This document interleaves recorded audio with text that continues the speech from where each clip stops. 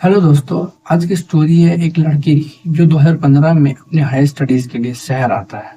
शहर में आकर उसके साथ कुछ ऐसी घटनाएं घटती है उसके हॉस्टल में, जिसे सोचकर वो बार बार शॉक में पड़ जाता है कि आखिर मैं ही क्यों। तो चलिए आज की स्टोरी स्टार्ट करते हैं। आज की स्टोरी है रोशन की। रोशन अपने गर्मी के दिनों में शहर आकर के पढ़ाई करने का मन बनाता है। शहर में आकर के सबसे पहला उसका काम था एक हॉस्टल ढूंढना। हॉस्टल ढूंढने के लिए वो शहर की कई गलियों का चक्कर काटता है, लेकिन उसके बजट का कोई भी हॉस्टल उसे नहीं मिलता है। कुछ लोगों से पूछने के बाद उसे मालूम चलता है कि शहर में एक एरिया है किशनगंज, जो अपने सस्ते कमरों के लिए जाना जाता है। रोशन किशनगंज पहुंच जाता है। किशनगंज में एक हॉस्टल था जो बहुत सस्ता था। जहां इसका रेट पर मंथ 1,000 रुपए था, तो दूसरी और दूसरे हॉस्टल्स का रेट 3,000 रुपए पर मंथ चल रहा था। वहां पर पहुंचकर लोगों से पूछने में पता चला कि ये हॉस्टल थोड़ा अजीब है। यहाँ पर अजीबोगरीब आवाजें आती, लेकिन रोशन थोड़ा डरपोक टाइप का नहीं था। वो इन चीजों पे भरोसा नहीं करता था। वह उन लोगों से ये पूछता है कि क्या यहाँ पे लोग रहते हैं, क्या यहाँ पे स्टूडेंट्स रहते हैं। तो उन लोगों का जवाब है कि हॉस्टल तो हमेशा फुल ही रहता है। रोशन हॉस्टल के ऑनर से बात करता है। ऑनर उसे बताता है कि हॉस्टल फुल है। फिर रोशन उससे थोड़ी विनती करता है। ऑनर कहता है कि ठीक है, मैं एक बेड का इंतजाम कर दूंगा, लेकिन 2 मंथ के पैसे एडवांस लगेंगे। रोशन उसे पैसे दे देता है। ऑनर से बताता है कि गर्मियों की छुट्टियां स्टार्ट होने वाली है, लेकिन अगर तुम चाहो तो रह सकते हो, यहाँ पे वॉचमैन रहेगा। रोशन अपनी गर्मी की छुट्टियां वेस्ट नहीं करना चाहता था। वो चाहता था कि मैं इस टाइम पे कोई अच्छा इंस्ट्रूमेंट सीख। वो गिटार जनरली सीखना चाहता था। 2 दिनों के बाद रोशन हॉस्टल के लिए निकल जाता है। तब तक गर्मियों की छुट्टियां स्टार्ट हो चुकी थी। रोशन ने ऑनर से पहली परमिशन ले लिया था, तो इसलिए वो वॉचमैन के पास जाता है और उसे अपना नाम बताता है। इसके बाद वॉचमैन उसे उसका कमरा नंबर बता देता है। उसे कमरा नंबर 33 मिला था। इसके बाद रोशन अपना सामान धीरे धीरे अपने रूम में शिफ्ट करता है। बहुत सा सामान रोशन पहले ही भेज चुका था। रोशन रूम में एंटर करता है। रूम में उसका रूममेट था। वह रोशन से उसका नाम पूछता है और अपना नाम मानव बताता है। रोशन रूम में सीट कर रहा था अपना सामान। इतने में उसकी नजर अपने रूममेट के बेडशीट पर पड़ती है।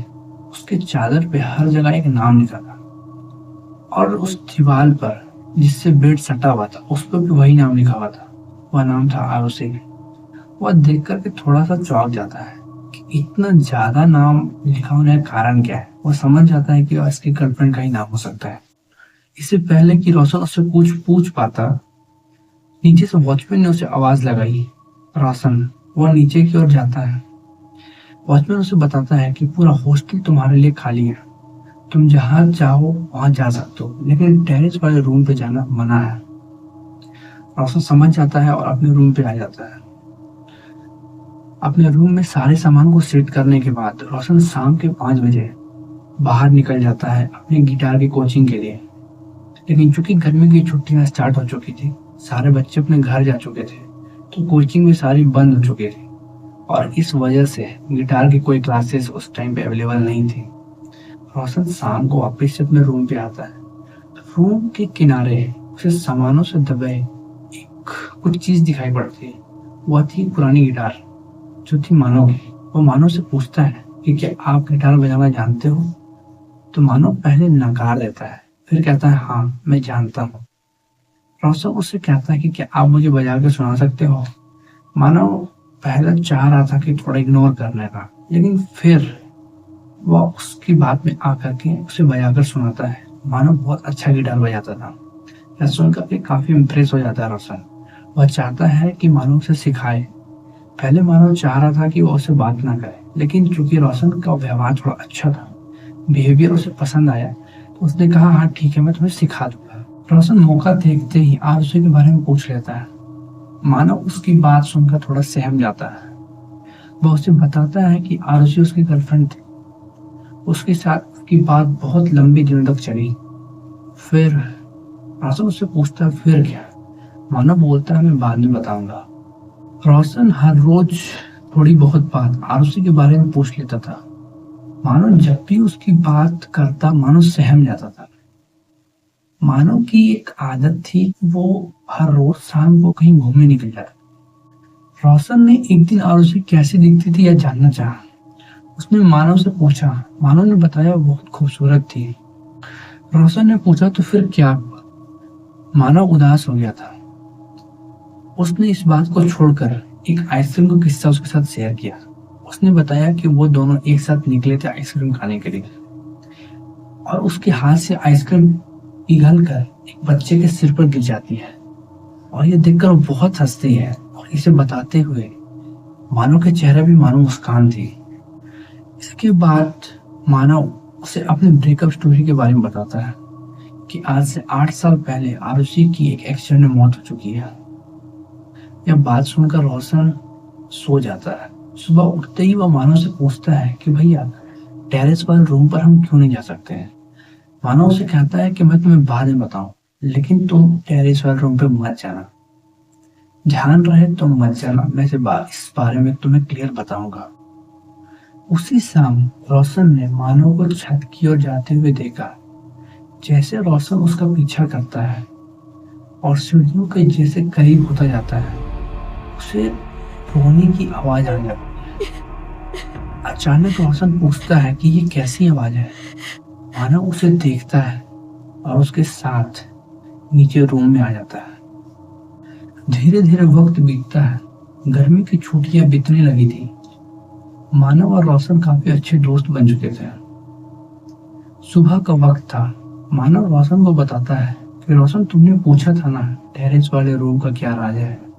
उसने बताया कि टेरेस वाले रूम से किसी लड़की की चीखने की आवाज बहुत ज्यादा आती है, इसलिए मैं तुम्हें वहां पर जाने से मना कर रहा था। तो चूंकि ये 2015 का समय है, रोशन के पास फोन नहीं था। फोन लेने के लिए रोशन नीचे उतरता है क्योंकि यह कॉल उसके घर से था। वॉचमैन ने उसे आवाज लगाई थी। इतने में ऑनर आ जाता है और ये बात रोशन को मालूम नहीं थी। रोशन को यह बात समझ नहीं आ रही थी कि बॉयज हॉस्टल से लड़की की आवाज कैसे आ सकती है। इतने ही में उसने देखा कि ऑनर के साथ एक नया लड़का भी आया है। वो जो ही अपने रूम पर पहुंचा, उसने देखा कि ऑनर उसे मानव का बेड दिखा रहा था।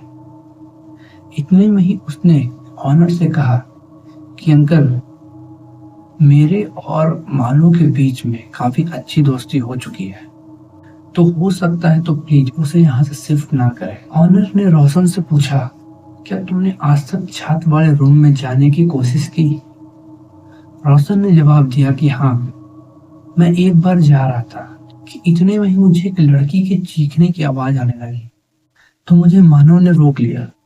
ऑनर ने बताया कि छत पर जो लड़की की आवाज आती है वो कोई और नहीं, मानव की गर्लफ्रेंड आरुषि ही है, जिसकी 8 साल पहले एक एक्सीडेंट में मौत हो चुकी है और उसके साथ मेरा बेटा मानव भी था। और जिस बेट के बारे में तुम बात कर रहे हो वह मेरे बेटे मानव की ही है, जो आज से 8 साल पहले ही मर चुका है। यह बात सुनकर रोशन बिल्कुल शॉक हो जाता है। मतलब आप सोच सकते हैं कि रोशन 1 महीने तक जिसके साथ रह रहा था, उसकी मौत आज से 8 साल पहले हो चुकी है, जो एग्जिस्ट ही नहीं करता है इस दुनिया में। लेकिन क्वेश्चन ये है कि उसने रोशन को कुछ किया क्यों नहीं? और अगर ये घटना आपके साथ होती तो आपका रिएक्शन कैसा होता? तो दोस्तों, अगर आपको ये स्टोरी पसंद आई हो तो आप लाइक कर सकते हैं और इंस्टा में हमें डीएम कर सकते हैं अगर आपकी अपनी कोई स्टोरी हो या आपके दोस्त के साथ कोई घटना घटी हो तो।